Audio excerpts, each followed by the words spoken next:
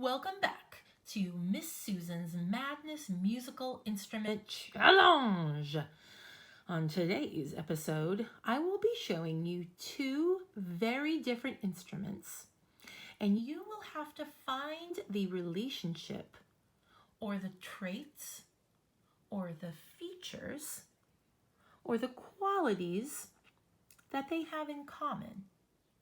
You're going to have to make up your own group, your own category or classification for the two instruments I give you. Here we go. First up, head-to-head matchup between the bass drum and the banjo. Could you possibly think of some similar properties or some traits that both these instruments have that would allow them to be put in the same category? They seem so different.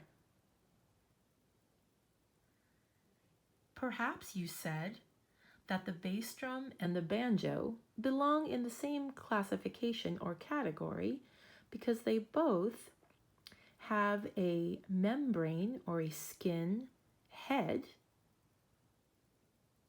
that is stretched very tightly over a wooden and metal body structure to produce the sound. They also have a percussive playing style. With the bass drum, obviously, it's because the pedal mallet hits the bass drum head. But on the banjo, you can actually play the banjo in a way called claw hammer, where you are striking the string and plucking it, which is a percussive motion.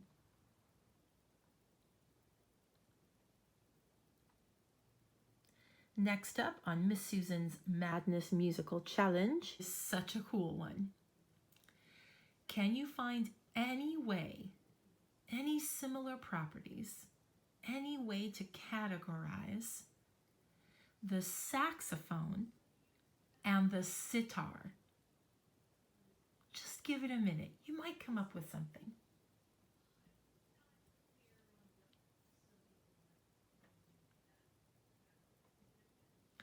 You may have said that they both produce different notes through metal, the metal strings and metal frets of the sitar, and the metal body which resonates on the saxophone.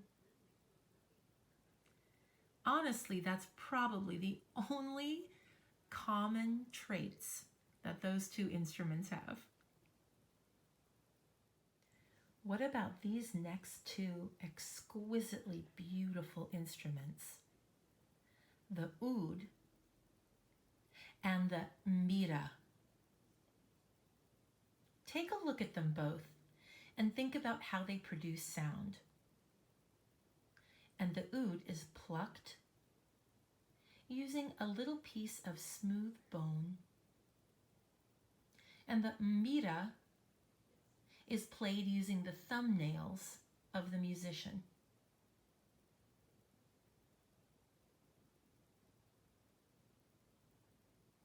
Have you come up with a way to group together these two instruments? Do they have any common features or qualities? You may have said that both produce sound using a metal piece. The oud uses a metal string, of course, and the mbira uses the metal tines. Both are played by plucking the metal pieces that produce the sound. And look at the body of both instruments. They're both made of wood. We've actually found several similar properties that allow us to categorize those two instruments, even though they seem so different. Just think about it a bit before you decide that Miss Susan has gone certifiably insane with this next pair of instruments. Could you possibly find any similar properties between the synthesizer, an electronic instrument in which the composer programs in a sound they want into each key on the synthesizer and can manipulate that sound using all of the buttons, knobs, and gauges on the synthesizer, versus a very ancient instrument, one of the most beautiful percussion instruments I know, the tabla.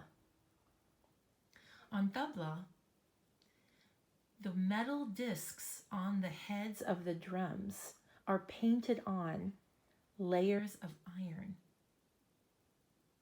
And the body of the bass drum is metal, and the body of the treble drum is wood.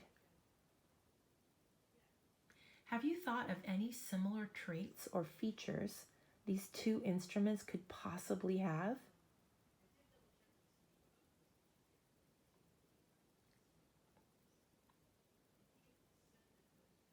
Well, I know it's a tough one, but maybe you said they both have metal parts. They both can produce many different sounds. And those different sounds are programmed in by the musician on the synthesizer and by the musician on the tabla by knowing exactly how and where to hit on all the different places on the heads of the two drums.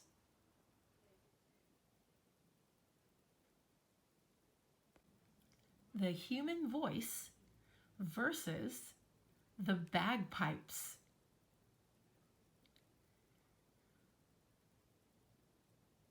What features or traits can you notice that the two instruments share that would allow us to put them in the same category? The human voice and the bagpipes. Perhaps you said that they both use air being forced through reeds to produce sound.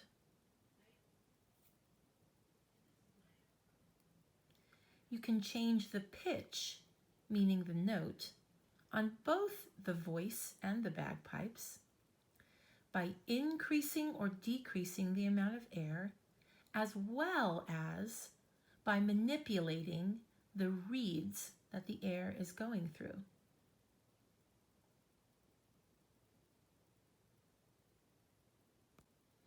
Next up on the Musical Madness stage is the viola and the koto.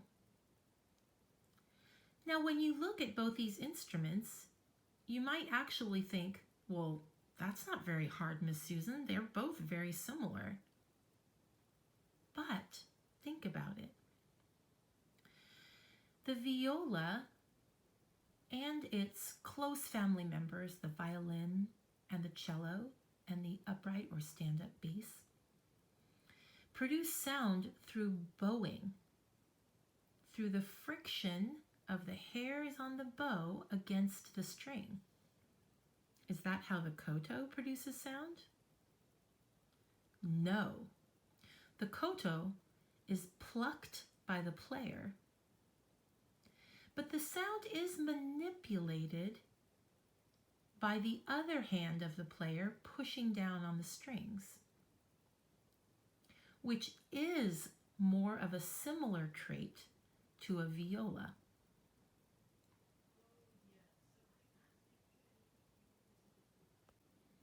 I've got one more for you. Could you possibly find any similar properties or any qualities they have in common between the clarinet and the djembe?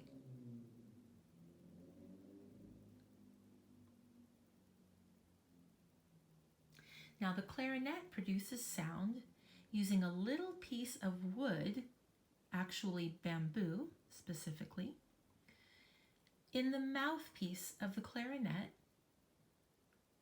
which is manipulated by the air blowing from the musician. And the djembe has a wooden body shaped like a goblet and a skin head. Can you think of any traits or features they have in common?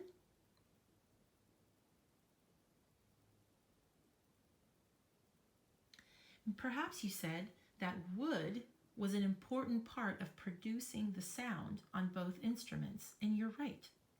Without that little piece of bamboo in the mouthpiece of the clarinet, there would be no sound, and the musician manipulates that little bamboo piece of reed with the force of the air they're blowing with and with the shape of their mouth as they're blowing.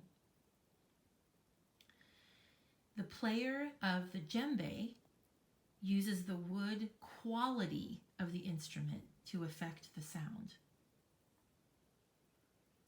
The musician playing the djembe can manipulate the sound by how hard and in which way and where they strike the head of the wooden djembe.